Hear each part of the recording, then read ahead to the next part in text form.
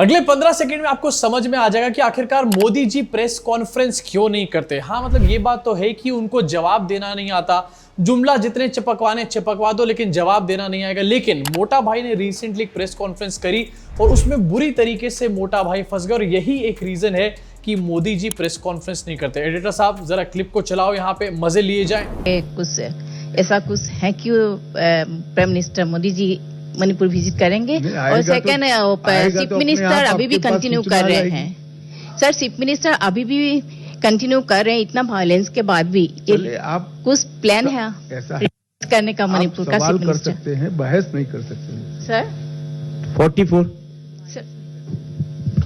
मोटा भाई इसको सवाल पूछना ही कहते हैं, बहस मारना नहीं कहते। बहस मारना वो होता है जो आपके गोदी पत्रकार जो है कांग्रेस के लोगों से करते हैं रोज प्राइम टाइम डिबेट के नाम पर। अब ये मोटा भाई का जो रिस्पांस था कि बहस मत मारो सवाल पूछो, ये ठीक वैसा ही था जैसे कि जब आपके पास कोई जवाब नहीं होता तो आप सामने वाले को ये कहना शुरू कर देते हो यार बहस मत मारो मेरे से बेकार में। और यार इस पत्रकार से भी पूछना चाहूंगा, मतलब कहां का सवाल आप कहां पूछ रहे हो? ट्रेडिंग वाला ये बंदा है, आप इससे पूछ रहे हो मणिपुर के बारे में। साथ ही पूछना चाहूंगा पत्रकार से याद आया कि क्या ये पत्रकार अभी तक जिंदा है या फिर नहीं है, और अगर ये जिंदा है तो मैं इनको कांग्रेचुलेशन बोलना चाहूंगा, इनके लिए तालियां बजाना चाहूंगा। इतना महान काम करके ये अभी तक भी जिंदा बची हुई हैं। मतलब कुछ भी हो रहा है हमारे देश के अंदर, यहाँ पर पत्रकार हो, पत्रकार जैसी हरकत करो, सीखो रूबिका से, अंजना से किस तरीके से दल्ला बोल करना है, किस तरीके से पुआपुआ की भक्ति करनी है रोज शाम को। कहां मणिपुर के ऊपर सवाल पूछ रहे हो यार। लेकिन इस सवाल के इस जवाब को देखने के बाद सिचुएशन साफ ये नजर आती है कि होम मिनिस्टर को मणिपुर के ऊपर जवाब नहीं देना, फाइनेंस मिनिस्टर को देश की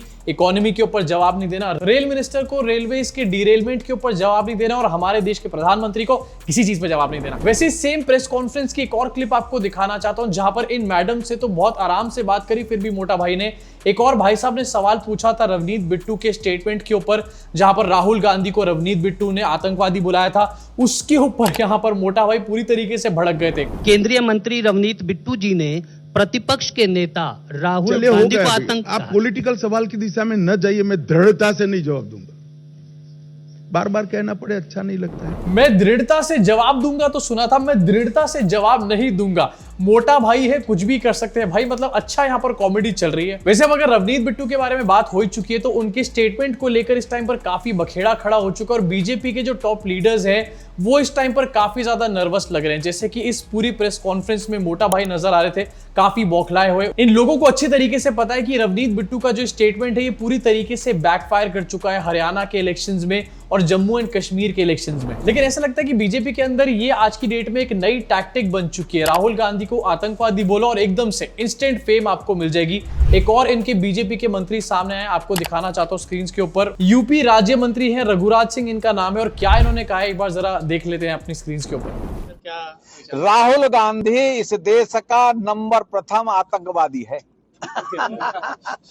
क्योंकि वो इस देश को डिवाइड एंड रूल, अंग्रेज मर गए औलाद छोड़ गए, अंग्रेज मर गए औलाद छोड़ गए, तो इनका ना तो कोई धर्म है ना ईसाई धर्म है। बाप थे मुस्लिम, बाबा थे मुस्लिम, बाप फिर क्रिश्चियन हो गए, क्रिश्चियन की से शादी करी, तो ना ये मुसलमान रहे, न हिंदू रहे, न क्रिश्चियन रहे, न सिख हुए। ये तो ऐसी पांचवी जाति बन गई है। ये इनको किसी के साथ कोई सरोकार नहीं है, हिंदुस्तान से इनको कोई लेना देना नहीं है। हिंदुस्तान को लुटेरे के रूप में लूटने के लिए आए इटली से लोग, तो इसलिए ये नंबर 1 आतंकवादी।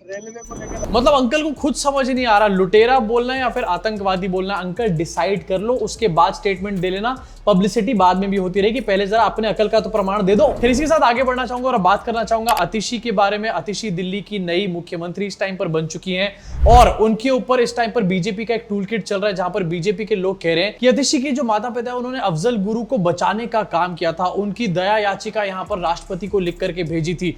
अब इसको लेकर के एक और वीडियो सामने आया है जो कि है स्वाति मालीवाल का। पता नहीं क्यों स्वाति मालीवाल जो है बीजेपी की सेम बात बोलने लग जाती है हर बार। नहीं, वो बीजेपी में नहीं है, बस वो बीजेपी की सेम बात बोलती है। जरा सुनो इनको एक बार। आज दिल्ली के लिए एक बहुत दुखद दिन है। आज दिल्ली की मुख्यमंत्री एक ऐसी महिला आतिशी मार्लेना जी बनने जा रही हैं जिनके अपने परिवार ने आतंकवादी अफजल गुरु को फांसी की सजा से बचाने के लिए एक लंबी लड़ाई लड़ी। उनके अपने माता पिता ने कई बार राष्ट्रपति जी को मर्सी पिटिशंस, दया याचिकाएं भेजी कि अफजल गुरु को फांसी ना हो, कि अफजल गुरु निर्दोष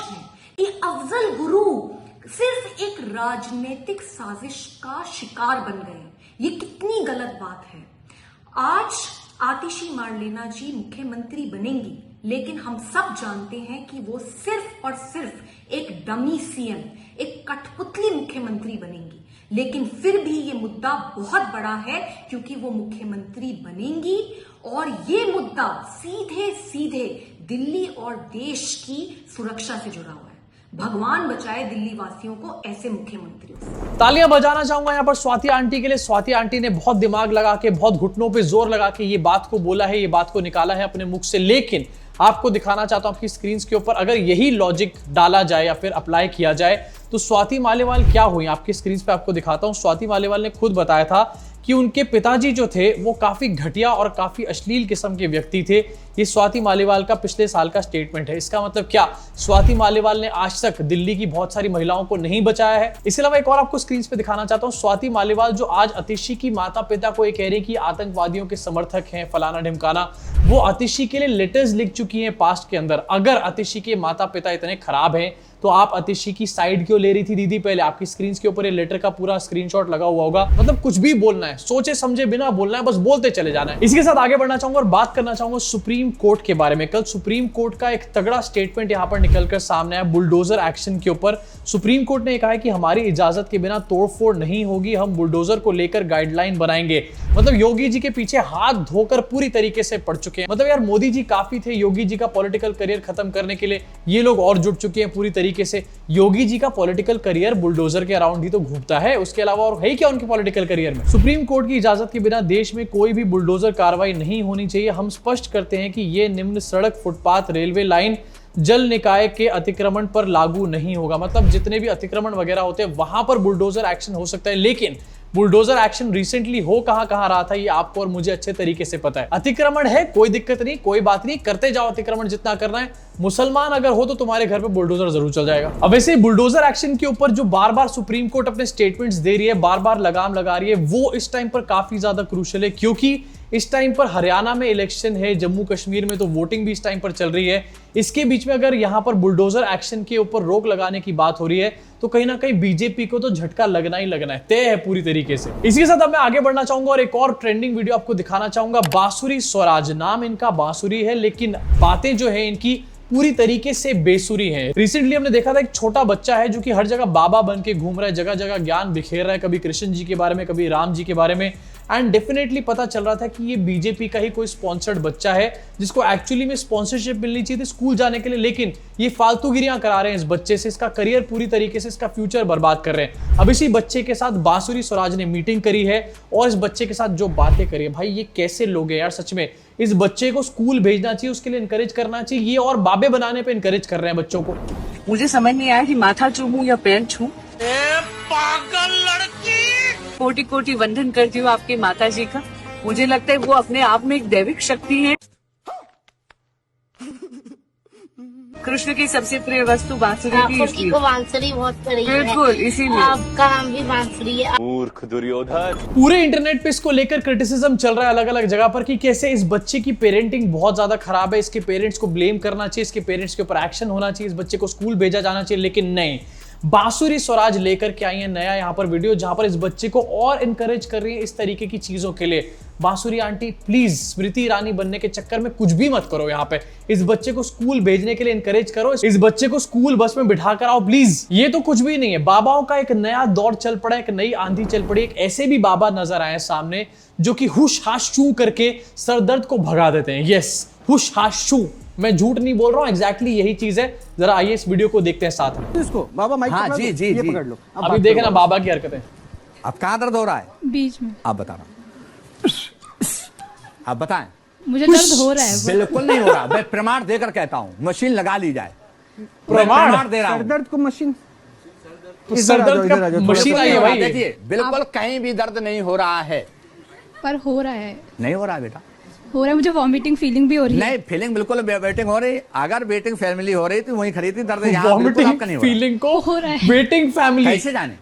क्योंकि मेरा दर्द है तो नहीं, मुझे पता चल रहा है। वो बिल्कुल नहीं हो रहा, मैं प्रमाण दे रहा हूँ क्योंकि मैं लगा चुका है, ये सब देख चुका हूँ। आप बिल्कुल फ्रेश हैं, दर्द नहीं हो रहा है। नहीं प्रमाण वो कह रही है, मैं प्रमाण दे सकता हूँ। सोचो जहां रोज चाइना बात कर रहा है आगे बढ़ने के बारे में, लोग स्पेस में जा रहे हैं, किस तरीके से नई मेडिकल साइंस आगे बढ़े इसके बारे में बात कर रहे हैं, हमारे देश में इस तरीके के बाबाओं को और ज्यादा प्रोत्साहन दिया जा रहा है, इंकरेज किया जा रहा है कि आओ मेन स्ट्रीम में आओ और अपने गधेपंते की बातें फैलाओ। चलो बाबाओं के बारे में तो काफी बात करी, लेकिन अब बात करना चाहता हूं कुछ और संस्कारी लोगों के बारे में, इंडस्ट्रियलिस्ट हमारे देश के सबसे बड़े अंबानी फैमिली के बारे में। इनके बेटे की बहुत सारी पीआर चल रही थी रिसेंटली, लेकिन अब उस पीआर का पूरी तरीके से पर्दाफाश इनके अपने गधे बेटे ने ही करके रख दिया है। इस वंतारा को यह समझ में नहीं आ रहा कि अपने पापा से बात कैसी करनी होती है। मम्मी ने स्क्रिप्ट पढ़ा के बहुत सारी संस्कार की बातें तो करवा दी, लेकिन बेटे के अंदर संस्कार भरना भूल गई इसकी मम्मी। जरा एक वीडियो सामने आया है, अपने पिताजी से किस तरीके से बात कर रहे हैं, और ये वो पिताजी जिसकी बदौलत ये सारे में ऐशो आराम करते हुए नजर आते हैं। देखो जरा वंतारा की क्लिप।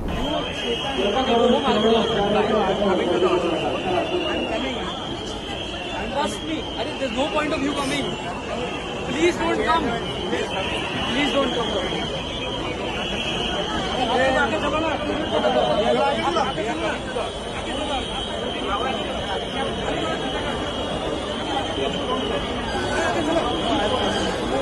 देखो हो सकता है कि नॉर्मली अपने पापा से बात कर रहा हो सकता है ये ऐसे ही बात करता हो अपने पापा से, और नॉर्मल सी नेचुरल सी बात है। कई बार अपने पापा से आप इस तरीके से बातें कर लेते हो और पापा से ही कर पाते हो, क्योंकि मम्मी तो 4 चांटे मार देती है इतनी बात पे।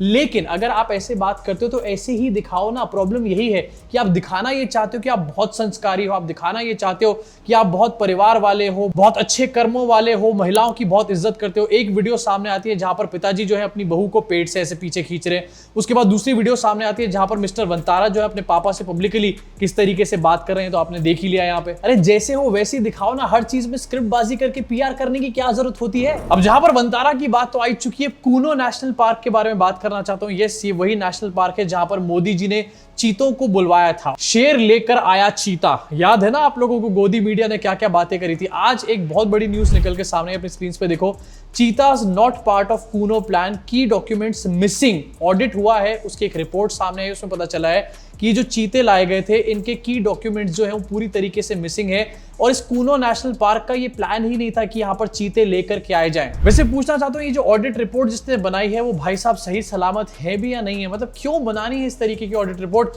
वाह की वाह क्यों नहीं कर लेते ये लोग अपने बचाव के लिए। इसके साथ आखिरी खबर पे आना चाहता हूं, आपको बताना चाहता हूं मोदी जी कुछ ही दिनों के अंदर अमेरिका जाने वाले हैं और ट्रंप के लिए कैंपेन करने वाले हैं वहां जाकर के। अब देखो इसमें कोई बड़ी बात नहीं है कि यहाँ पर ट्रंप के लिए कैंपेन किया जाए, लेकिन कहा जा रहा है कि क्वाड समिट अटेंड करने जा रहे हैं यहाँ पर से मोदी जी, और डेफिनेटली ये टैक्स पेयर के पैसों पे जाएंगे। अब सोचो ट्रंप के लिए जो कैंपेन होगा वो आपके और मेरे पैसों पे होगा, टैक्स पेयर के पैसों पे होगा। ट्रंप के इवेंट्स की कॉस्ट ट्रंप नहीं उठाएगा, उसकी पार्टी नहीं उठाएगी, बल्कि हम लोग यहाँ पर बैठ करके उठाएंगे, और उससे हमारे को मिलेगा क्या, बाबा जी का ठुल्लू पूरी तरीके से। वैसे मोदी जी को भी यहाँ पर इलेक्ट करके हमारे को क्या ही मिल रहा है, चलो उससे तो बेटर है, कम से कम थोड़ा सा एंटरटेनमेंट तो यहाँ पर मिल जाएगा। अब आपका इसके बारे में क्या रिएक्शन है, इसके साथ आपका अमित शाह की बौखलाहट के ऊपर क्या रिएक्शन है, इसके बारे में नीचे कमेंट सेक्शन में अपनी भड़ास को पूरी तरीके से निकाल डालना। और हाँ, हरियाणा और जम्मू कश्मीर में आपको क्या लगता है क्या होने वाला है, ये भी मुझे नीचे कमेंट सेक्शन में जरूर बताना। मैं आपसे मुलाकात करूंगा इस चैनल के अगले वीडियो में।